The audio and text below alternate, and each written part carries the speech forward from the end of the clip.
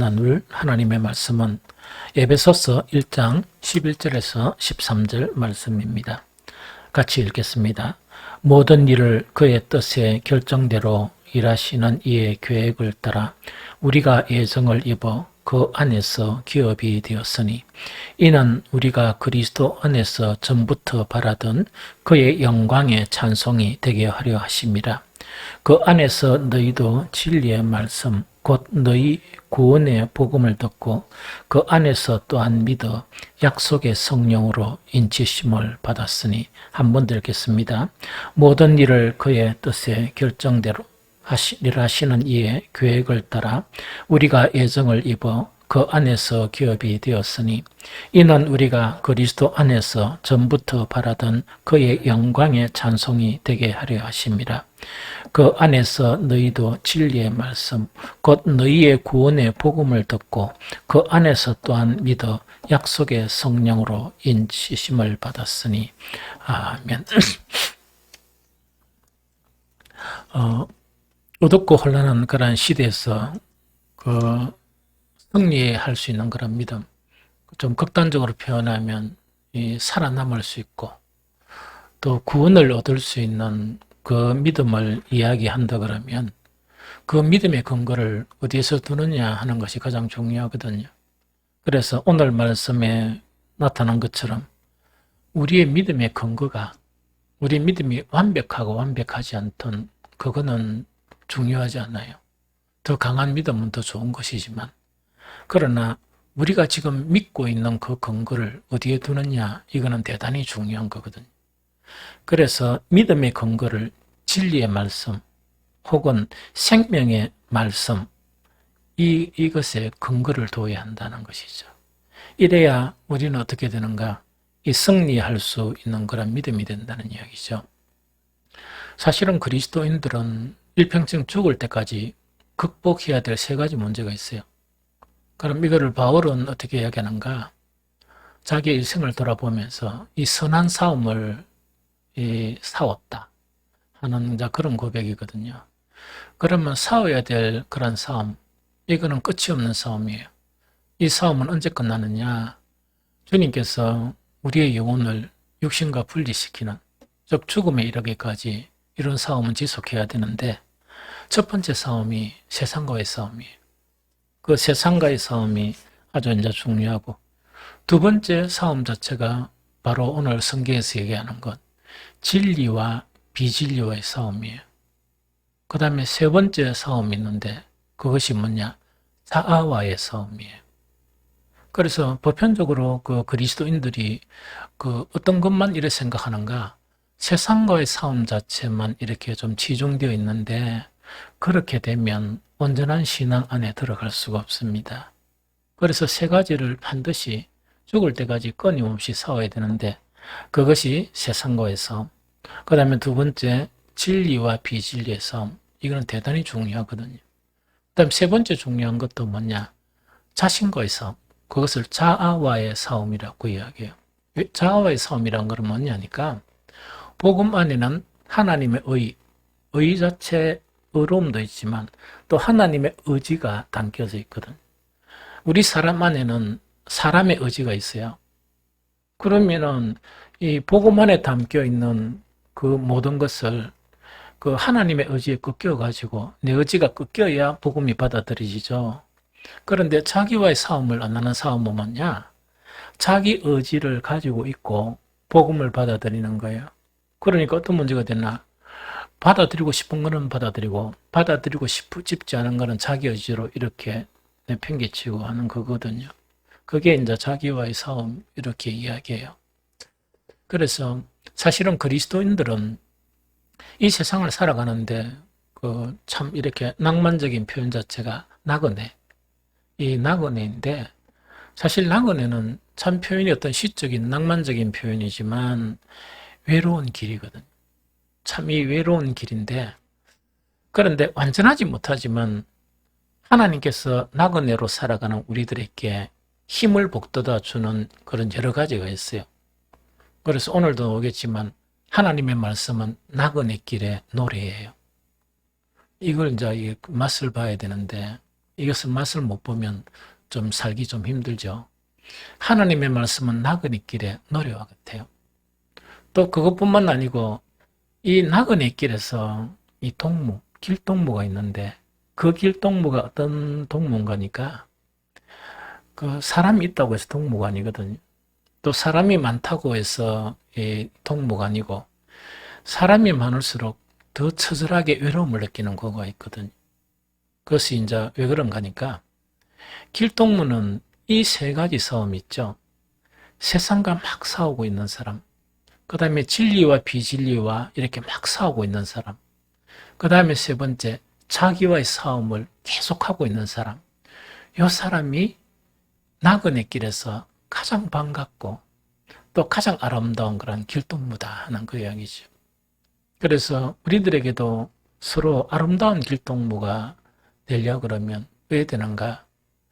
이 세 가지 싸움은 그리스도인이 된 순간부터 계속 싸워야 되고 우리의 목숨이 끊어지는 그 순간까지 싸워야 될 아주 숭고하고 고귀한 싸움이다 하는 그 이야기죠.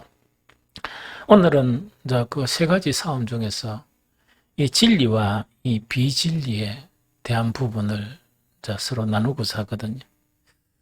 오늘 본문 읽은 그 속에서 뭐냐니까 바울이 뭐냐? 참 그리스도인, 참 성도 자체를 지금 논하고 있는 거예요, 사실은. 그래서 이것을 좀 쉽게 표현하면 뭔가니까 우리 그리스도인들은 그냥 된 게 아니고 하나님의 뜻에 따라서 세상도 아니고 자기도 아니고 그리스도 안에서 상속자로 삼으셨다. 하나님께서. 즉 하나님께서 뭐냐? 그 하늘나라의 모든 것을 누릴 수 있는 상속을 받을 수 있는 그것을 뭐냐니까 그 하나님의 뜻에 따라 어디 안에서만 진리신 그리스도 안에서만 상속자로 삼았다는 이야기죠. 그러면은 예수님께서 말씀하시듯이 주여 주여 하는 자마다 다 천국에 들어가지 못한다는 그 말씀이 뭔가니까 입으로는 주여 주여 하는데 이 세 가지 싸움이 없는 거예요. 가만히 보면 세상과 더 화친하고 또 두 번째 뭐냐? 진리와 비진리의 싸움에 대해서 개념이 없는 거예요. 이러면 참 불행하겠죠. 그 싸움도 없고 세 번째 뭐냐니까 자아와의 그런 치열한 싸움이 있죠. 그 싸움도 없는 거예요. 그럼 그런 싸움도 없는데 교회 출석한다고 그래가지고 천국을 소유한다? 성경에 없어요. 성경에는 그런 원리가 없거든요. 그래서 어떻게 하는가? 하나님의 뜻에 따라 그리스도 안에서 예수 그리스도 안에 진리인 예수 그리스도 안에서 상속자로 이렇게 택함을 받은 놀라운 사람이다 하는 그 이야기죠. 아주 놀라운 사람이다. 연말에 우리 어쨌든 간에 우리 작은 교회에서 좀 이렇게 우리보다 더 힘든 그런 교회들을 막 나누면서 이제 이렇게 막 여러 가지 이렇게 이야기를 듣게 돼요. 물론 내가 우리 교회를 대표해서 하다 보니까 이분들은 내에 대한 이야기도 하죠. 그래, 어떤 분이 뭐냐, 목사님은 억수로 별로 가진 것도 없는 것 같은데 너무 느끼는 거는 되게 부자로 느낍니다. 교회도 작고 성도도 작고 그 양반들은 5만 교회 다 다니거든요. 온갖 교회 다 다니는데 옆에서 보면 별로 이렇게 가진 것도 없는데 엄청 부자로 느껴진다. 그 이야기를 이랬어요. 그래서 내가 뭐냐니까 적금 들은 게 많아서 그렇죠. 천국에. 적금 들은 게 많아서 부자로 보이겠지? 이라고 서로 막 웃고 이렇게 말했거든요. 우리 모두는 뭐냐? 세상 속에서 아니고 그리스도 안에서 천국을 소유한 상속자가 된 거예요. 그게 그리스도인이다 그 이야기고요. 그런데 이제 사도 바울이 뭐라고 이야기하는 거니까 먼저 사도들이 그리스도 안에서 맨 먼저 하나님의 영광을 찬미하겠다 하는 그 이야기입니다. 자기들이 먼저 그걸 느꼈다는 이야기거든요. 그러면서 세 번째로 그 그리스도인들을 이야기하면서 사도들이 전해준 진리의 말씀, 즉 구원의 복음을 듣고 동일하게 이 그리스도인 하늘의 상속자가 되었는데 이 날인까지 했다는 이야기거든요. 정능서를 딱 주가 서명을 해주는데 너는 이제 천국의 모든 것이 네 것이다 하는 것이 이제 인정서 있다, 그죠? 인정서 딱 써줬는데 그 인정서가 바로 뭐냐? 성령이다. 성령이 우리 학교에 임하는 것 자체가 이미 인정서를 써준 것이다 하는 그거를 보증이라는 이야기거든요. 이렇게 이제 그리스도인이 되었다 하는 그 이야기입니다.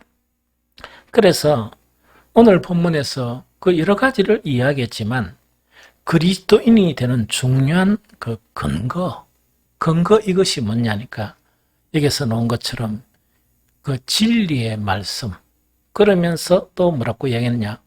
구원하는 복음을 들은 것, 이것이 근거다 이 이야기. 그래서 이것이 대단히 중요해요. 그래서 우리 믿음이 진리의 말씀에 근거를 해야 되고, 진리의 말씀이란 건 뭐냐? 그 말씀을 들으면 구원이 있어야 되죠. 말씀을 많이 듣고 이렇게 실천했는데 구원이 없다 이러면 얼마나 억울해요. 그래서 바울은 뭐라고 표현하느냐? 진리의 말씀, 즉 구원하는 복음. 구원이 없는 복음이 아니고 구원하는 복음을 들은 것. 이것이 바로 너희가 그리스도인이 된 것이다 하는 그 이야기거든요.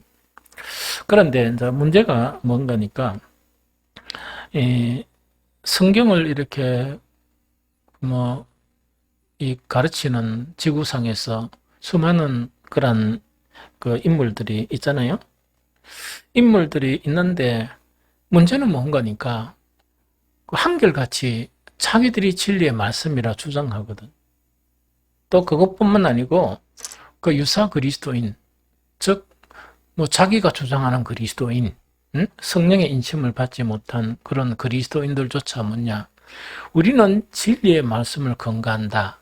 이렇게 주장할 뿐만 아니고 한 번도 의심까지 안 한다는 이야기거든요. 그래서 이것이 대단히 참 이렇게 어렵게 하는 부분이다.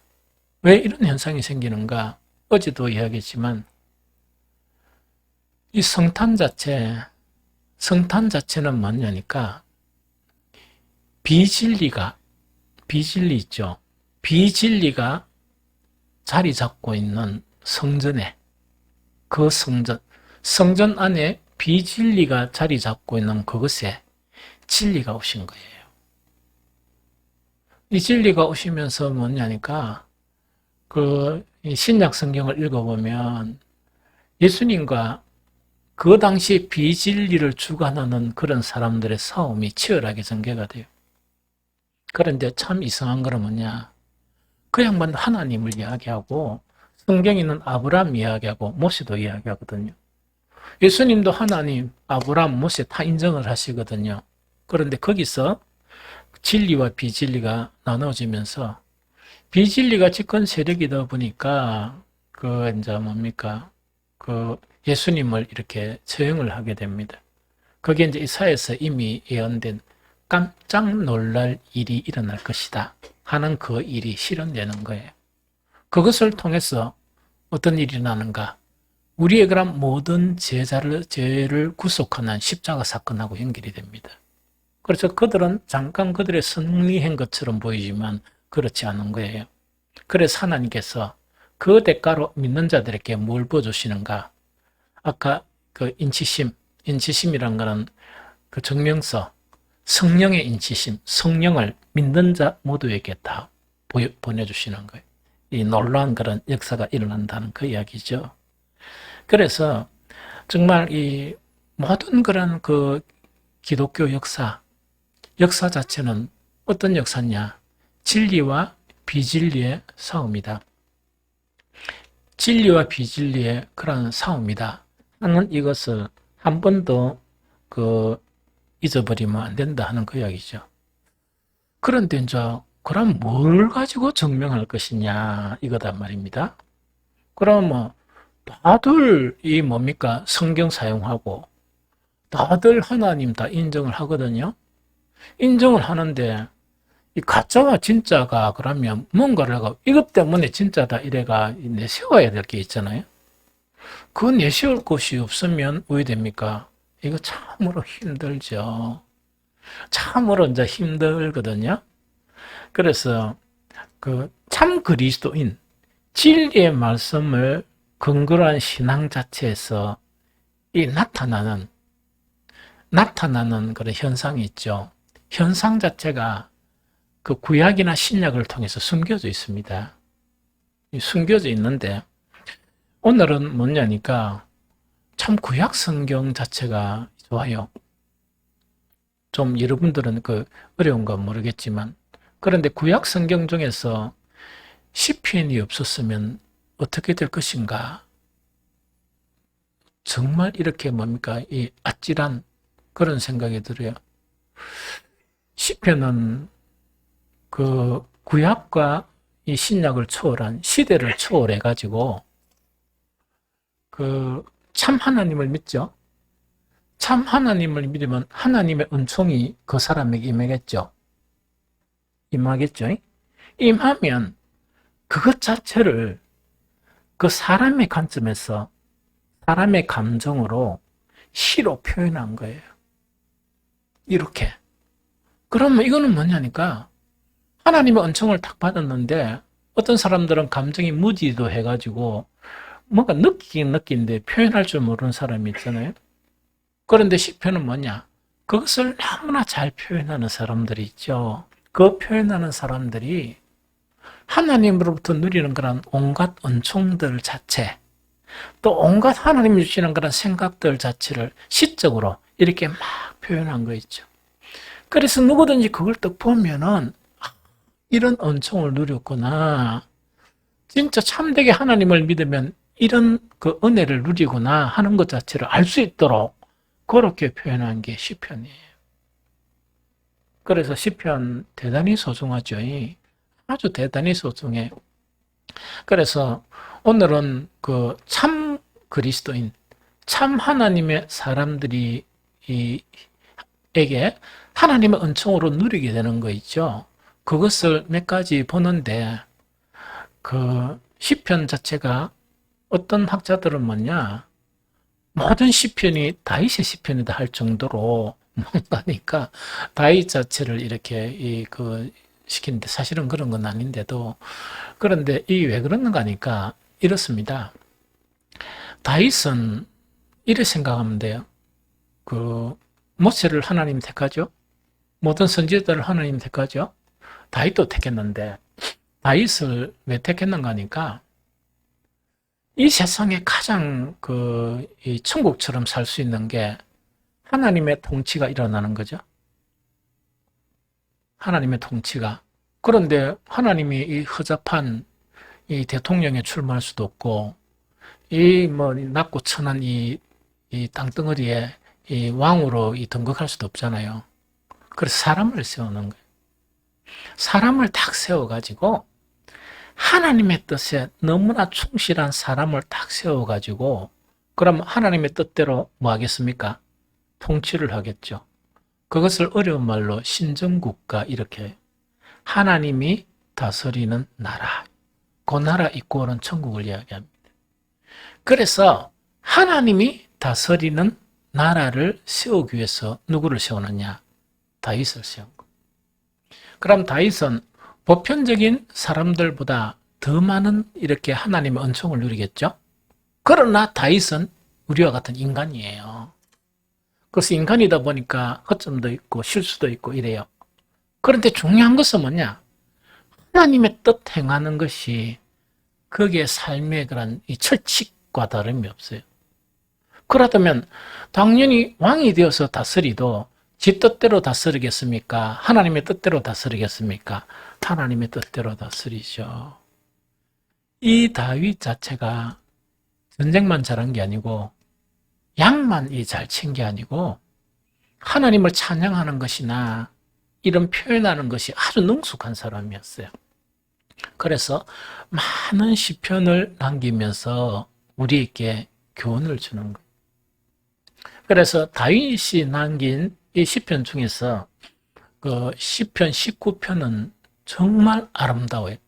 다 아름다운 게 많지만 특히 뭐냐? 진리의 말씀에 근거한 사람들 자체가 어떤 현상이 일어나는가 있죠. 그것 자체를 갖다가 다윗을 통해서 우리가 볼 수 있는 부분이 많다 하는 이야기죠. 그래서 시편 19편만 하더라도 이 좀 많이 있어요. 많이 있는데 다 하면 또 시간이 많이 길어지니까 이 중요한 몇 가지만 탁 나누면서 우리도 그런 거를 목표로 나아가고 또 그런 현상이 우리에게 나타나면 왜 된단 말입니까? 내가 진리의 말씀에 근거를 두고 신앙생활을 할 수 있구나 이렇게 안심할 수 있어요. 그래서 그런 부분 자체를 더 강화시켜 나가면 왜 된단 말입니까? 흔들리지 않고 담대하게 주님의 오실 날을 기다릴 수 있는 참된 성도가 되어진다 하는 그 이야기입니다. 시편 19편에서 그 제일 첫 번째 이 다윗 자체가 아주 아름답게 표현하는 것이 뭐냐? 하나님의 피조세계 있죠. 피조세계라는 것은 하나님의 창조물이에요. 피조세계를 보면서 뭘 느끼는가? 우리는 그 바다를 보고 산을 또 보면 좋다 하고 말아버리죠. 와 하고 말아버려. 그러니까 어떤 사람들은 뭐냐? 좀 감상을 하고 보면 어떤 여성분들은 감 지르는 소리에 놀래가 와 이래가 있답니까? 그리고 좀 이따 술 먹고 이런 거 있죠. 그만 하는데 다윗은 좀 특이한 부분이 있어요. 하나님의 피조 세계를 보면서 아름다움을 경탄하는 것도 있지만 뭔가 소리가 없죠. 소리가 없어도 말씀과 지식을 얻는 그런 신비한 경험을 하게 되는 거예요. 그래서 성경을 같이 읽어봅니다.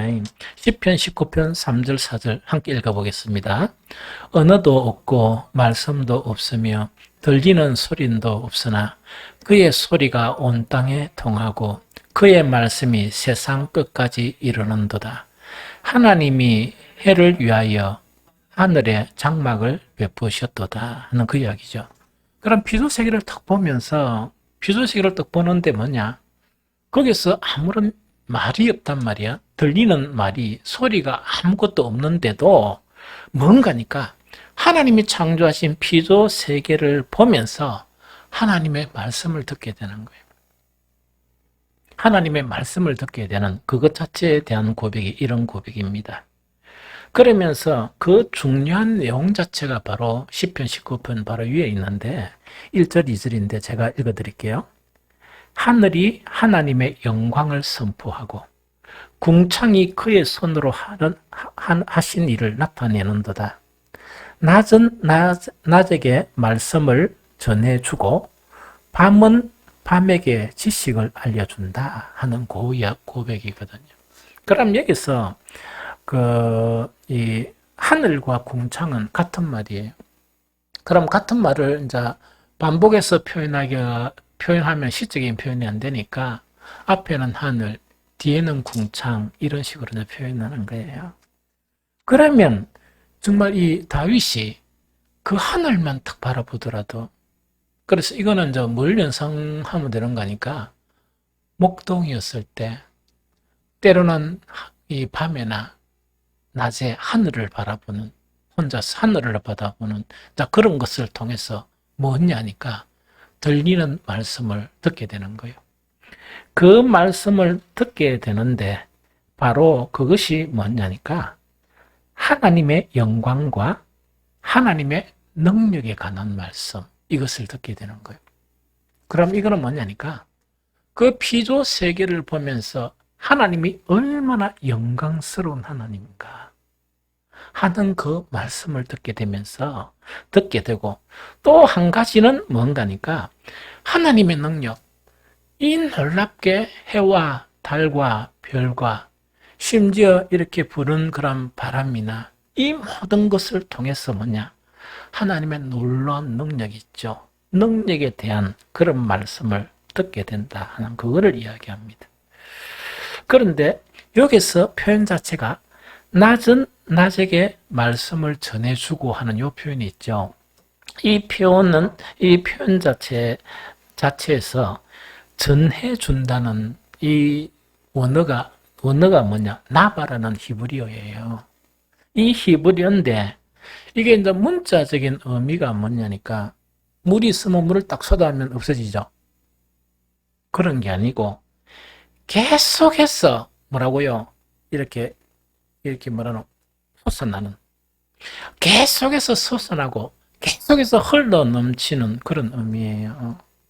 그럼 이거는 뭐냐니까 이 다윗은 이 하나님이 지으신 그 궁창 하늘만 목동에 일을 하면서 밤낮으로 보던 그 아름다운 신비한 그 하늘을 보면서도 뭘 느끼는 거니까 하나님의 영광스러움 자체가 한순간 영광스럽다고 끝나는 게 아니고 계속 솟아오다 보니까 그 영광의 느낌이 처음에는 좀 작게 느끼다가 나중에는 뭡니까? 그게 점점 커지겠죠. 점점 커지는 것을 경험하고 하나님의 능력에 대한 것도 하나님은 이렇게 우주를 만물을 지으신 능력의 하나님이다 하고 끝나는 게 아니고 거기 지속적으로 지식이 되고 말씀이 되어서 정말 그를 이끄는 이 교훈을 얻게 된다는 그 이야기죠. 그럼 이것을 또 얻게 되면은 어떻게 되는가? 실질적으로 많이 달라지죠. 하나님의 영광과 능력이 얼마나 큰지를 계속 느끼는 거예요. 계속 느끼면서 그 하나님 앞에 자신의 존재 있죠. 이 교만했던 자신의 그런 존재가 얼마나 미미하고 연약한 존재인가 하는 것에 대한 깨달음이 깊어지는 거예요. 그러다 보니까 자연적으로 뭡니까? 우리가 참으로 안 되는 정말 하나님 앞에 한없이 겸손하게 되고 그 구약 성경의 복 중에서 가장 중요한 복이 하나님을 경외하는 복이거든. 그 하나님을 경외하는 경외심 자체가 그 내면 속에서 더 강하게 되어진다 하는 그거를 이야기합니다. 그래서 이것은 뭐냐? 진리의 말씀이 있죠. 진리의 말씀을 근거로 하게 되면 자연을 통해서도 이런 신비한 경험들, 아무 소리가 없는 그 자연을 통해서도 우리는 지식과 말씀을 들을 수 있는 그런 것을 깨닫게 되어진다 하는 그거를 이야기합니다. 그런데 여기서 반대되는 것을 설명하면 좀 이해가 돼요. 이게 얼마나 중요하냐. 하나님의 진리의 말씀과 생명의 말씀은 자연을 접할 때도 깨달음이 형성돼요. 그래서 계속적으로 하나님을 경외하게 되고 하나님의 능력 자체에 대한 놀라움을 계속 느끼게 되고 뿐만 아니고 하나님의 영광 자체의 아름다움이 있죠. 그게 이렇게 더 심취해지기 시작해요. 심취해지기 시작하죠. 그 반대로 생명의 말씀을 경험하지 못한 사람들은 자연을 보면 아까 이야기했죠. 막 이렇게 좋은 데 가보면 막 이렇게 되게 시끄러운 분들 있죠. 와 이런 사람. 그런데 이게 좀 지속되면 좋겠구만. 실수가 안 되고 와 좋다. 막 돈 들이가 막 외국까지 관광 갔다고 이야기 들어보면 아무런 것들을 깨달지 못하는 거예요. 좋았다 뭐가 좋았나 하면 그걸 모른단 말이에요. 하나님께서 창조하신 그 창조에 대해서 하나님의 영광과 하나님의 뭐라고요? 능력에 대한 것은 차단이 되어버리는 거예요. 차단이 되어버리다 보니까 자연의 신비함에 경탄할 줄은 알아요. 알지만은 그것이 하나님의 영광이 얼마나 영광스러운가 하는 것하고는 이렇게 접근이 안 되는 거예요. 뿐만 아니고 소리 없는 하나님의 능력에 대한 그 메시지를 듣지 못해요. 그러다 보니까 이 생명의 말씀을 접근하지 못하는 사람들은 뭐냐? 하나님이 창조하신 거 있죠? 이제 신비함 그 자체는 접근이 안 되는 거예요. 우리 한 목사님이 한 번씩요, 계속 한 번씩 사진을 1장, 5장 뭐 이렇게 보내요. 보는데 그게 뭔가 하니까 한 번씩 그 목사님하고 다니면, 그래서 나도 그 흉내 안 내보려고 이랬거든요. 온천천에 아무데나 가면 그 풀이 있는 꽃 있죠. 그거를 막 이렇게 카메라 억수로 이 비싼 거 가지고 그걸 찍는 거예요. 그걸 찍어 딱 보내는데 나도 그거 봤거든요. 봤는데 그걸 확대가 이렇게 보내니까 진짜 이렇게 아름다운 거예요. 그래, 그걸 이제 계속 이렇게 보내는 거예요. 이 보내면서 하나님을 찬미하고 찬양하고 거기 이제 심취되는 거예요. 그런데 그 생명의 말씀을 근거하지 못한 사람들은 하나님이 창조한 그 속에서 아름다움이나 경외함 있죠. 이게 접근을 못하고, 접근을 못하기 때문에 로마서에서는 뭐냐? 핑계하지 못할 심판. 하나님 이미 자연을 통해서 하나님의 놀라움과 하나님의 존재성을 보여주시는데 못 봤기 때문에 너희들은 복음을 못 들었다, 이런 핑계하지 못한다. 왜? 하나님은 이미 보여주셨고 이미 자연을 통해서 말씀하셨다는 이야기거든요. 그게 속하게 되는 거예요. 그럼 이런 분들은 대신 뭐냐니까, 자연을 보면서 그것을 느끼지 못하고 인간이 만든 것들에 심취를 하는 거예요. 무슨 말이겠죠? 인간이 만든 화려한 건물, 인간이 만든 화려한 조명, 인간이 만든 화려한 문화, 인간이 만든 이 각종 편의시설, 인간이 만든 정말 여러 가지 이렇게 이 놀이공원이나 이런 거 있죠.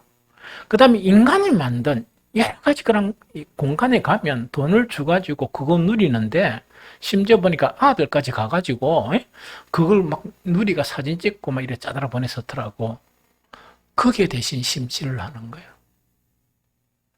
그래 하다 보니까 생명의 말씀은 하나님하고 접근해 있고, 생명의 말씀이 아닌 의문은 이게 사람이 만든 거니까 사람하고 접근하는 거야. 그런데 성경에는 뭐라고 이야기하는가? 인간이 만든 화려한 문화, 건물, 뭐 화려한 각종 모든 거 있죠. 이걸 갖다가 요한계시록에는 딱 한마디로 뭐라고 이야기하느냐? 바벨론이다고 이야기. 그 바벨론은 어떻게 되느냐? 예수 그리스도께서 재림하실 때 다 불타버립니다. 다 불타버립니다. 인간이 만든 화려한 보석, 인간이 만든 막 여러 가지 가치를 주는 거 있죠. 이런 것 자체에만 심취하게 된다 하는 그 이야기입니다. 그럼 정리하면 뭐냐? 구분을 어떻게 하는가? 생명의 말씀에 근거를 둔 사람은 온천천을 그리더라도 하늘을 보면서도 무엇을 느낀다고? 하나님의 영광 자체가, 용수성친다는 것은 뭐냐? 시간이 거듭나면 거듭날수록 그게 너무 이렇게 강해지는 거예요. 그게 너무 강해지고, 또 어떻게 된다고? 하나님의 능력 자체가, 이 자연을 만든 능력 자체가 더 강해지다 보니까 또 자기 자신의 그런 이 미미한 존재임을 느끼게 되니까 하나님에 대한 경외함에 대한 그런 신앙 자체가 형성이 되는 것이 전거예요. 그래서 오늘날 교회에 많은 성도들이 이런 부분을 느끼지 못하는 것 같아요. 이런 부분을 느끼지 못하면 이게 개성 못 느끼면 문제가 될 수 있어요. 그러면서 늘 자랑이 되고 기쁨이 되는 건 인간의 문화, 인간이 만든 그 모든 것에 심취를 하는 거예요. 그런데 대충 좀 하면 되는데 영혼까지 빼앗겨버리면 결과는 돌이킬 수 없는 결과가 됩니다. 그래서 우리 성도들은 그런 분이었겠지만 이 세상 문화에 대해서 영혼까지 팔아버리는 그런 일이 있으면 안 돼요. 그것은 뭐냐? 목사가 아무리 기도하고 아무리 말씀을 전해도 안 들립니다. 아무 효과가 안 나타나요. 그래서 이것으로 구분한다. 그 다음 두 번째는 뭔가니까 생명의 말씀과 그 진리의 말씀이 있죠. 이거는 속 사람에게 계속 좋은 영향을 미치는 거예요. 사람은 그 두 개로 나눈 하나는 그 사람, 쇠퇴하는 그 사람이 있고 하나는 속 사람이 있는데 바울도 이야기했죠. 내 것은 후패하지만 내 속은 계속 새롭게 되는 것. 이것이 차이입니다. 그리고 쉽게 이야기하면 뭔가니까 하나님의 생명의 말씀을 경험하지 못한 사람들은 그거를 보면서 내 얼굴의 변화에만 매달려요. 그리고 어느 정도만 하면 되는데 거기다가 뭡니까? 막 돈을 주고 떡칠을 합니다. 그래도 늙어요. 그래도 늙거든요. 자, 그것에만 하는데 그 생명의 말씀을 근거로 한 사람에는 내 속 사람의 변화를 보면서 그 사람이 후패에 가는 슬픔을 넘을 수 있는 기쁨이 있죠. 그 기쁨을 가지는 거예요. 같이 읽어봅니다. 시편 19편 7절 8절을 같이 읽겠습니다. 시편 19편 7절 8절 시작. 여호와의 율법은 완전하여 영혼을 소성시키며 여호와의 점거는 확실하여 우둔한 자를 지혜롭게 하며 여호와의 교훈은 정직하여 마음을 기쁘게 하고 여호와의 계명은 순결하여 눈을 밝게 하시는도다. 한 번 더 읽겠습니다. 시작. 여호와의 율법은 완전하여 영혼을 소성시키며 여호와의 정거는 확실하여 우둔한 자를 지혜롭게 하며 여호와의 교훈은 정직하여 마음을 기쁘게 하고 여호와의 계명은 순결하여 눈을 밝게 하시는도다. 저는 그 요것 자체하고 몇 가지 구절을 매일 아침 저녁으로 그 늘 묵상하는 게 있어요. 묵상을 하면서 묵상만 하는 게 아니고 아버지 하나님, 제가 주의 종인데 이런 경지에서 그래도 조금 더 탁월하게 돼야 부끄러움이 없지 않습니까? 하면서 계속 되뇌이고 되뇌여요. 그래서 이것을 더 충만하게 경험하게 해달라고. 소위 목사인데 이런 것을 충만하게 경험하지 못하면 얼마나 부끄럽습니까? 얼마나 창피합니까? 그렇죠? 그래서 이 되뇌이는 말씀 중에 하나예요. 그럴 때마다 너무 충격적이고 너무 충격적인 거. 저번에 우리 목사님들 앞에 설교하면서도 이와 유사한 설교했습니다. 다윗을 보면서 너무 부끄럽다. 목사로서. 목사님들은 괜찮아요. 이런 식으로. 다윗을 보면 이거 목동 있고 군인이었고 정치가였는데 나는 성직자인데 너무 부끄럽다. 목사님들은 괜찮습니까? 그게 이런 부분이 시편에 너무 많이 있는 거예요. 우리를 부끄럽게 하는. 자 봅니다. 여호와의 율법이라 해놨죠. 모세를 통해서 율법을 받은 거예요. 그러다 보니까 거기서 잘났다는 사람들이 있죠. 뭐 저건 제사장도 있고 막 이렇게 막 가르치겠죠. 시대마다 좀 달라요. 구약이라도 막 가르치기도 하고 이래야죠. 다윗은 뭐냐? 그런 사람이 아니었고 목동이었고 그 다음에 뭐였습니까? 군인이었고 정치가였습니다. 동일한 율법 하나님의 말씀인데 그걸 율법이라고 표현되어 있죠. 다윗은 신비한 4가지 경험을 하는 거예요. 너무 신기하죠. 그런데 구약에서 참 선지자들도 동일한 경험을 해요. 그런데 그 당시를 주관하던 가짜들하고 대부분의 사람들은 경험을 못해요. 차단이 되어버리는 거예요. 오늘날도 마찬가지예요. 예수님 시대도 그 싸움이라 그랬죠. 사도 시대 그 이후부터 뭐냐. 성경에 보면 참 선생, 즉 새 언약이 일꾼하고 거짓 선생의 싸움이에요. 그런데 거짓 선생의 숫자가 훨씬 많아요. 이 바울의 고백을 보면 허다한 사람들이 하나님의 말씀을 혼잡게 하고 그게 참 뭐냐니까 허다한 사람이란 것은 뭐냐 더 많은 숫자의 말씀을 가르치는 사람들이 뭐 한다? 하나님의 말씀을 혼잡게 만들어버린다. 그 얘기죠. 그럼 하나님의 말씀을 혼잡게 만들어버리면 그 자신들도 이런 거를 못 느끼고 그 말씀을 근거로 신앙생활 하는 사람은 역시 못 느껴요.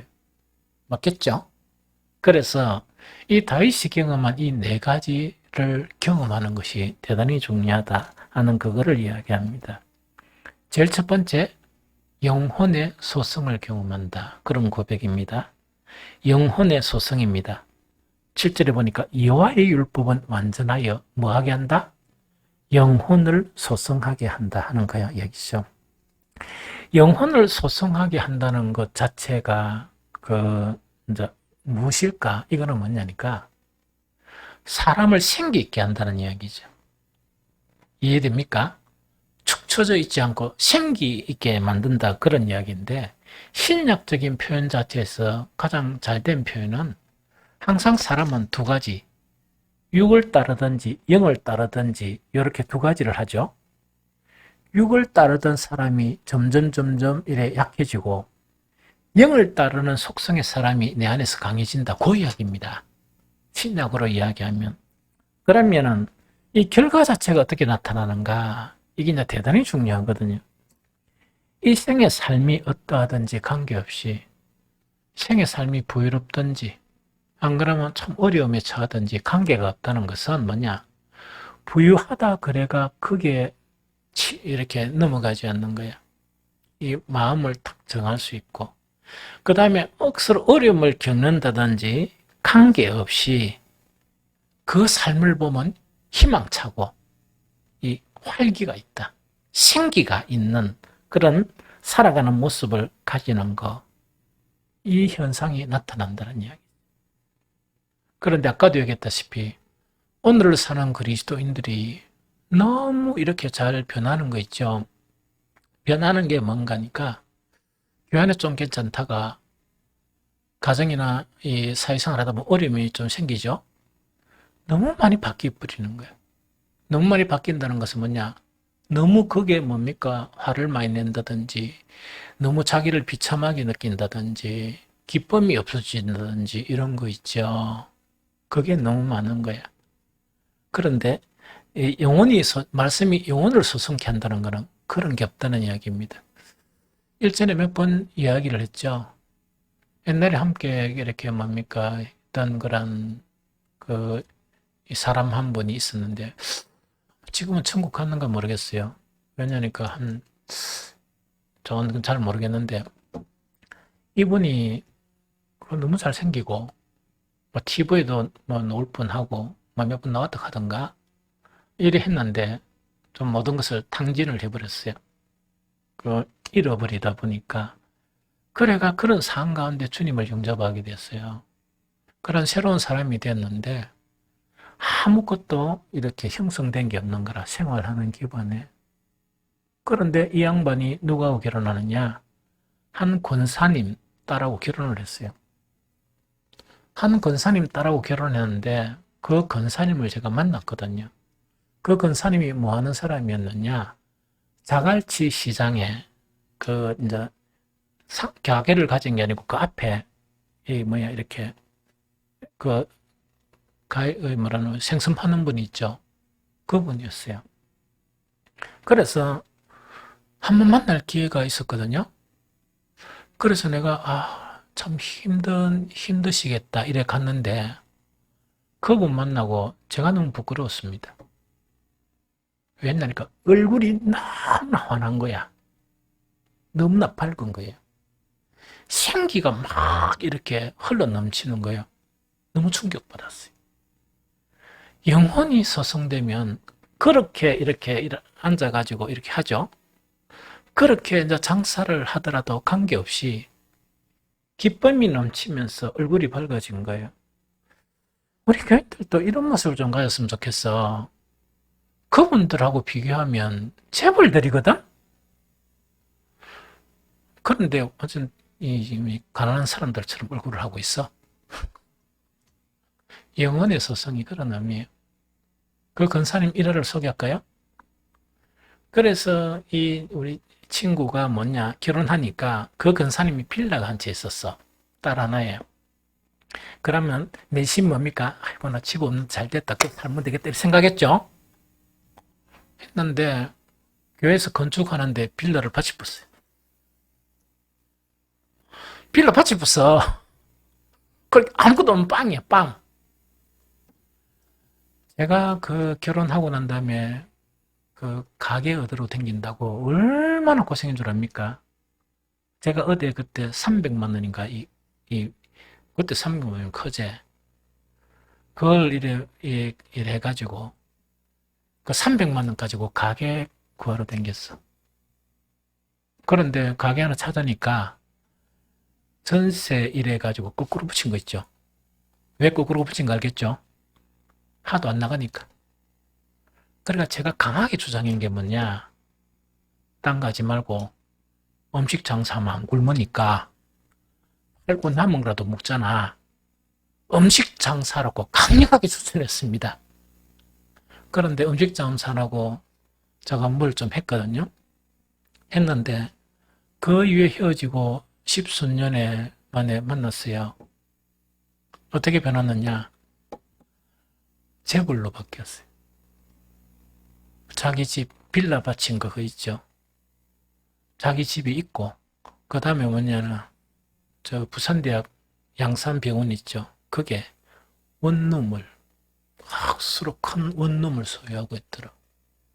월세만 하더라도 보통 월급 받는 사람 상상하지 못할 것을 받는 것을 봤어요. 영혼을 소생케 한다는 것은 그 근사님처럼 그래 사는 거야. 지금 천국 계시지만 그런데 오늘날 그리스도인들은 영혼의 소생에 대한 부분이 너무 미약해요. 그래서 그런 부분은 참 문제다. 그래서 영혼이 소생케 되는 이것이 증거로 나타난다는 그걸 이야기합니다.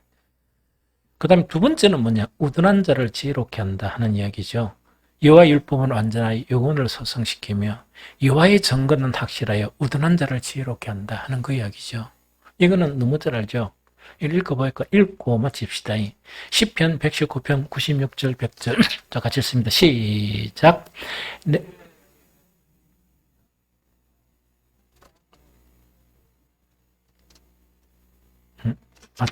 우리 같이 읽어봅니다. 시작. 내가 보니 완전한 것이 다 끝이 있어도 주의 계명들은 심히 넓으니이다.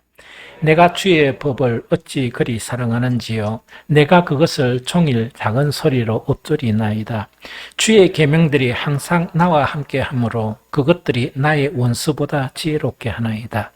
내가 주의 증거들을 늘 읊조림으로 주의 명철함이 나의 모든 서성보다 나으며 주의 법도를 지킴으로 나의 명철함이 노인보다 나으니이다. 그래서 이거는 뭐냐니까 또 어떤 증거를 주는 거니까 그 생명의 말씀을 근거로 하면 그 생명의 말씀이 하나님께 연결되어 있죠. 하나님은 지혜가 무한하시죠. 그러다 보니까 생명의 말씀을 근거로 하다 보니까 지혜 차이가 현격한데 그 말씀을 통해서 지혜가 형성되는 거예요. 그러나 생명의 말씀이 아니고 사람의 교훈이죠. 그 사람의 교훈은 지혜가 뻔하잖아요. 맞죠? 그러니까 그런 게 없어요. 이것이 증거로 나타난다 하는 그것들을 이야기합니다.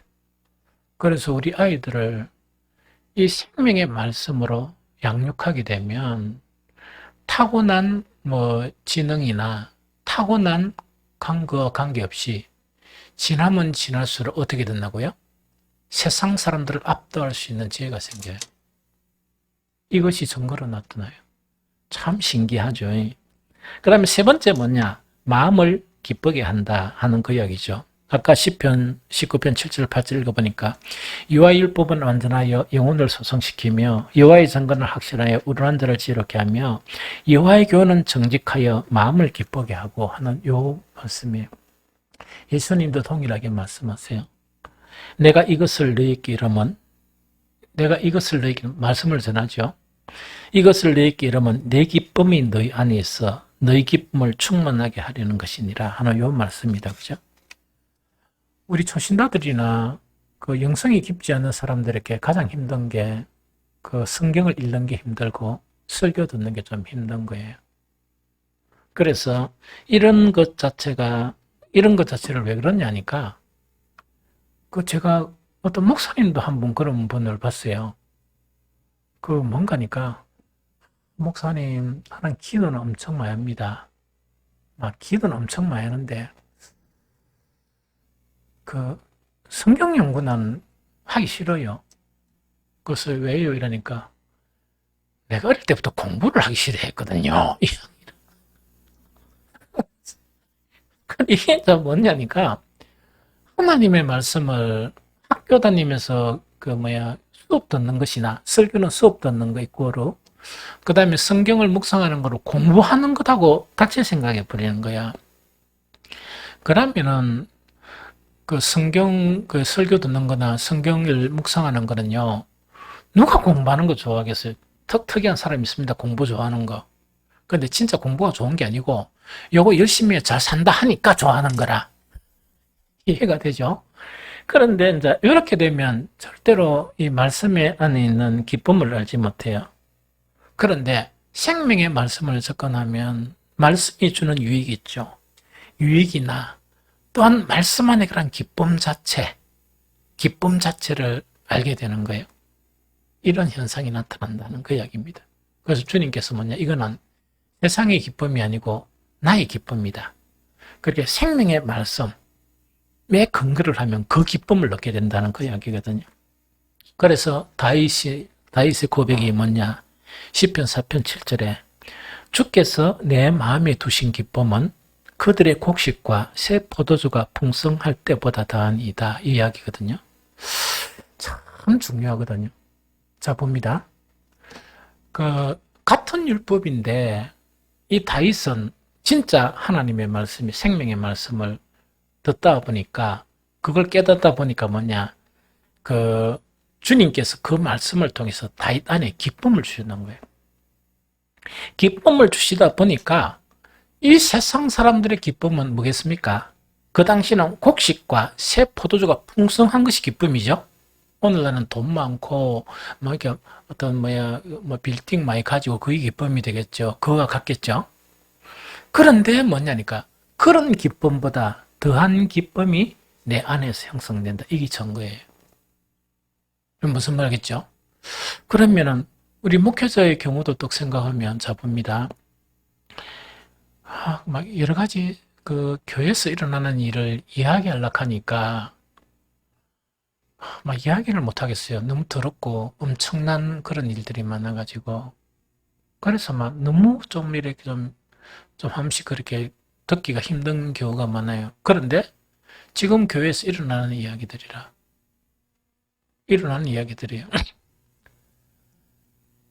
주를 위해서 살아가는 사람, 목사를 포함해서 살아가는 사람이 생명의 말씀 때문에 주님 안에 있는 기쁨이 너무 커진 거예요. 옛날에는 세상에 그런 것들 있죠. 그게 기쁨이 컸는데 이게 너무 커지다 보니까 그게 너무 추잡스러운 거야. 너무 거치장스러운 거예요. 주를 위해서 살아가는 사람이 이 기쁨이 있으면 타락할 수 있겠습니까? 돈 때문에 이렇게 넘어질 수 있겠고 이 세상 물질 때문에 망할 수 있겠습니까? 그 이야기. 진리의 말씀을 근거로 하면 절대로 그런 망할 일이 없습니다. 절대로 망할 일이 없지만 의문에 건강한 사람은 여전히 기쁨이 어디 있다고? 이 세상에 곡식과 포도주가 풍성한 것이 기쁜 거야. 그러니까 신앙생활 하다 보면 예배 잘 드리고 그 다음에 뭡니까? 이렇게 기도 열심히 하는데 마음이 어디 있어요? 여기 있죠? 우선순위 1번이 뭐겠습니까? 주를 위해서 사는 것보다 곡식과 포도주 있죠? 그것 때문에 사는 거야. 그런 사람을 경건한 그리스도인이라고 이야기할 수 있습니까? 성경에 없습니다. 타락한 자들이라. 거기서 벗어나야지. 무슨 말겠죠? 그러나 생명의 말씀 자체는 우리를 그렇게 인도한다는 그걸 이야기합니다. 그 다음에 또 하나가 뭔가니까, 이 시편 40편 8절에 보니까 하나님이요. 이것도 놀라운 고백입니다. 내가 주의 뜻 행하기를 즐기오니 주의 법이 나의 심중에 있나이다. 이런 현상이 생겨요. 내 뜻대로 사는 것 자체가 좋았었는데 알고 보니까 내 뜻대로 사는 게 너무나 초잡하게 느껴지고 생명의 말씀을 딱 근거로 신앙생활 하니까 주님의 뜻대로 사는 것이 너무나 즐거움이다. 너무나 행복한 것이다. 하는 그거를 이야기해요. 그리고 예수님을 통해서 우리가 교훈받은 건 뭡니까? 생명의 말씀을 근거로 하면 하나님이 일을 하겠죠. 하나님의 뜻을 이루겠죠. 그러나 율법을 근거로 하면 포장은 하나님의 일인데 실상은 뭡니까? 사람의 일이겠죠. 맞죠? 그런데 예수님은 뭐냐? 행로에 지쳐서 배가 고픈 상황 가운데 제자들한테 먹을 거 가져온나 이래놓고 수가성 여인을 만나고 난 이후에 아무것도 안 드셨는데 생기가 일어나는 거예요. 그때 예수님이 뭐냐? 내게는 너희가 모르는 양식이 있다. 그 양식이 하나님의 뜻을 행하는 그것이니라 하는 그 이야기죠. 이거는 이런 것 자체가 생명의 말씀을 근거로 할 때 경험이 되어지는 그 부분이에요. 그래서 우리 교회가 참 그래도 좋은 부분이 가진 것도 별로 없으면서 막 이래 베풀고 하는 이 부분입니다. 그것이 성경에서 이야기한 이 받는 것보다 주는 것에 대한 즐거움. 그것을 알아야 하지. 그걸 모르면 어떻게 돈의 값을 해. 그게 뭔가니까 생명의 말씀과 그 비진리의 말씀의 차이점이다. 그래서 이런 증거들을 이야기한다 하는 그 이야기입니다. 그 다음에 마지막 하나가 뭐냐? 눈을 밝게 하는 거예요. 눈을 밝게 하는 건데 이것도 하나만 딱 읽고 이제 오늘 마치도록 합니다. 에베소서 1장 17절 19절. 자, 시작. 우리 주 예수 그리스도의 하나님 영광의 아버지께서 지혜와 계시의 영을 너희에게 주사 하나님을 알게 하시고 너희 마음의 눈을 밝히사 그 부르심의 소망이 무엇이며 성도 안에서 기업의 영광의 풍성함이 무엇이며 그의 힘의 위력으로 역사하심을 따라 믿는 우리에게 베푸신 능력에 지극히 크심이 없다는 것을 너희로 알게 하시기를 구하노라 하는 요 이야기다. 그죠? 그래서 이거는 뭐냐? 설명은 더 이상 못하겠고 에베소 이거는 바울의 기도예요. 열심히 있던 에베소 교회에 딱 보니까 이게 눈이 좀 어두워. 이 눈이 어두운 게 아니고 영적인 눈이 어두워. 그러니까 하나님께 기도하면서 마음의 눈을 밝혀주십시오. 그래서 세상 사람으로 볼 수 없는 하나님에 대한 것, 하나님의 영광에 대한 부분을 볼 수 있는 사람들이 되게 해달라 이야기. 진리의 말씀, 생명의 말씀은 우리 이 마음에 이 감겨진 눈을 뜨게 합니다. 뜨게 하면서 그것들을 바라보는 그런 증거를 가지게 된다 하는 이야기입니다. 주의할 거 하나 마지막 이야기할게요. 지금 이야기했던 이런 증거들이 좀 미약하게 나타나죠? 그래서 난 아닌가 보다 그렇게 생각하면 안 돼. 왜냐하니까 그리스도인이 되어가는 과정에서요. 유아부터 어린아이, 이래가 장성한 그리스도인으로 이렇게 형성이 됩니다. 좀 이해가 되죠? 그래서 기다려야 돼. 그리고 다윗의 이 고백은 아까 뭐라 했습니까? 하나님께서 다스리는 나라를 위해서 작정하고 세운 사람이 다윗이겠죠? 하나님 은혜를 많이 부어줬겠습니까? 적게 부어줬겠습니까? 많이 부어줬겠죠. 그래서 이거는 우리가 목표를 두고 이것을 조금씩 경험하면 그것을 강화시키고 나아가라는 의미에서 또 이것을 통해서 뭐냐? 나는 진리의 말씀과 생명의 말씀에 근거로 하고 있다 하는 그런 확신을 갖기 위해서 뭐냐니까 이거를 갖다가 말씀을 전하는 거예요. 결론적으로 이야기할게요. 목사의 간절한 바람은 이게 한 가지가 있어요. 뭐냐니까 우리 교회 서리 집사 이상은 담대하게 선언할 줄 알아야 돼. 담대하게 말할 수 있는 사람들이 있었으면 좋겠다 하는 생각이 듭니다. 그럼 뭘 이야기하느냐? 바울처럼 갈라디아서 1장 8절에 그러나 우리나 혹은 하늘로부터 온 천사로도 우리가 너희에게 전한 복음 외에 다른 복음을 전하면 저주를 받을지어다. 이 말씀이 잘못 보면 배타적인 거지만 그게 아니고 생명의 말씀을 통해서 이런 것들을 경험하니까 나는 진리의 말씀 안에 근거를 두고 있다는 게 확실하겠죠. 그런데 가짜들이 보니까 막 설친단 말이야. 근데 진짜보다 가짜가 또 더 요란하거든. 목소리도 더 크고.